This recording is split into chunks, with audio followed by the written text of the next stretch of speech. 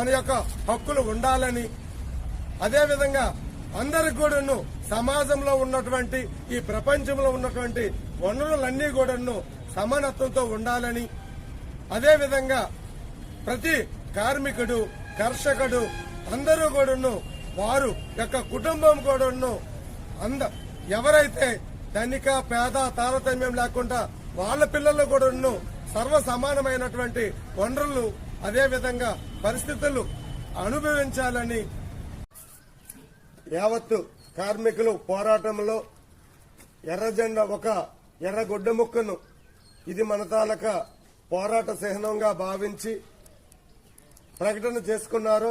ఆ రోజు నుంచి ఈ రోజు వరకు కూడాను మనం యావత్ ప్రపంచమంతా కూడాను మే 1వ తేదీన కార్మిక దినోత్సవంగా జరుపుకుంటున్నాం.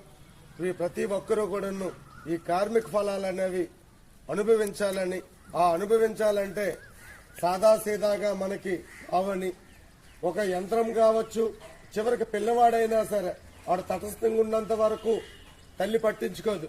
ఏ రోజైతే ఏ టైంలో అయితే పిల్లడు ఏడుస్తాడో పిల్లడికి ఏదో కావలస్తున్నది అని తల్లికి ఎలా తెలుస్తుందో, అదేవిధంగా కార్మికుడు కూడాను తన తాలూకా బాధని వ్యక్తపరిచిన రోజు, తన తాలూకా కోపాన్ని, బాధని, శ్రమని తెలియపరిచిన రోజు మాత్రమే కార్మికుల గురించి ఆలోచించే పరిస్థితి. ఏ విధంగా అయినా సరే ఈ పోరాటం ద్వారా మనం సాధించాలని ఆ రోజు నుంచి ఈ రోజు వరకు కూడాను ప్రతి సంవత్సరం మే 1న మేడే కార్యక్రమం అనేది నిర్వహిస్తున్నాం.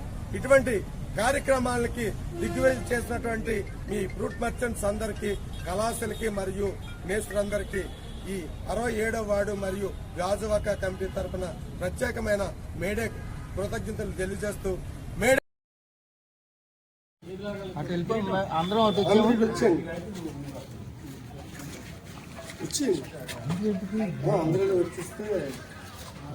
మనం ఇచ్చిపోతుంది. అద్దెకి చాలా మంది ఉన్నారు. చెప్పండి